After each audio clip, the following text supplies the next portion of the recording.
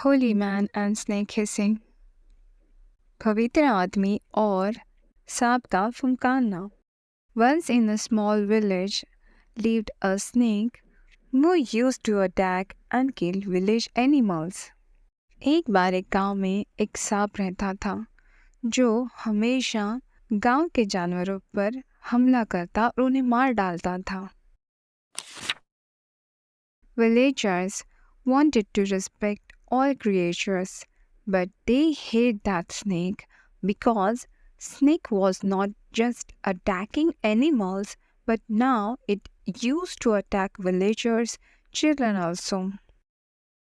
गांव के लोग सभी प्राणियों की इज्जत करते हैं, परंतु यह सांप से वह नफरत करने लगे थे क्योंकि यह सांप सिर्फ जानवरों पर हमला नहीं कर रहा था, पर अब वह गांव वालों के बच्चों पर भी हमला करने लगा था. All villagers wanted to kill snake. सभी गांव वाले उस सांप को मारना चाहते थे. So one day all villagers gathered on the field and started shouting and drumming, and with stones and sticks started to search for that snake. इसीलिए एक दिन सभी गांव वाले एक मैदान पर इकट्ठा हो गए और उन्होंने चिल्लाना और आवाजें करना शुरू कर दिया, और इसी के साथ उन्होंने पत्थरों और डंडों के साथ सांप की खोज शुरू कर दी. A holy man who used to live on outskirts of that village heard all the sound and came to village and asked, "What is this all about?" एक पवित्र आदमी जो गांव के बाहर रहता था, उसने यह सारी आवाजें सुनी और तब वह गांव में चला आया और उसने पूछा कि ये सब किसके बारे में चल रहा है.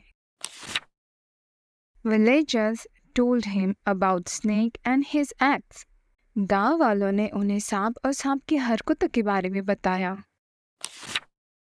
After listening to all, Holy man replied, "If this snake does not attack your children or hunt your animals, then will you think about sparing its life?" ना सब कुछ सुनने के बाद पवित्र इंसान ने उत्तर दिया, अगर ये सांप आपके बच्चों पर हमला ना करे और आपके जानवरों को न मारे, तो क्या आप इसकी जान बख्शने के बारे में सोचोगे? Some villagers wanted revenge, but some just wanted to get rid of snake, so agreed. कुछ गांव वालों को बदला चाहिए था, पर कुछ गांव वाले सिर्फ सांप से छुटकारा चाहते थे, इसीलिए सभी मान गए. Holy man entered the field and with his powers commanded snake to come, and it came crawling to the feet of the holy man. तभी पवित्र इंसान मैदान में गया और अपनी पूरी ताकत से उसने सांप को आज्ञा की कि बाहर आ जाओ. तभी सांप के सट्टे हुए पवित्र आदमी के पैरों तक आ गया. Snake hissed and asked holy man about him, calling out. सांप ने फुंकार मारी और पवित्र आदमी से पूछा कि उसने उसे क्यों बुलाया है. Holy man replied, "There is enough food in jungle, and you need not to attack animals or children of village for this." पवित्र आदमी ने उत्तर दिया, जंगल में बहुत सारा खाना उपलब्ध है और तुम्हें गांव के बच्चों और जानवरों पर हमला करने की कोई ज़रूरत नहीं है. There was kindness in holy man's voice, and snake didn't hiss and just nodded in front of holy man and promised that it will not ever again attack villagers. पवित्र आदमी की आवाज़ में नम्रता थी और इसीलिए सांप ने फुंकार नहीं मारी, और पवित्र आदमी के सामने उसने हाँ में सिर हिलाते हुए वचन दिया कि वह फिर से कभी भी गांव वालों पर हमला नहीं करेगा. Soon, villagers discovered that snake would no longer harm anyone. जल्द ही गाँव वालों को समझ आ गया कि अभी वह सांप किसी को भी तकलीफ नहीं पहुंचा रहा है. And there were some villagers who wanted to take revenge from that snake for whatever he did in the past. और सांप ने पिछले दिनों जो कुछ भी किया था उसके लिए कुछ गांव वालों को उससे बदला चाहिए था. So villagers started attacking that snake and it would have to hid itself. इसीलिए गांव वालों ने सांप पर हमला करना शुरू कर दिया और सांप को कहीं छुपना पड़ा. One day snake heard Holy Man walking by and with its weak body it crawled to Holy Man. एक दिन सांप ने पवित्र आदमी को चलते हुए सुना और तभी वह अपने दुबले शरीर को सरकाते हुए पवित्र आदमी के पास गया.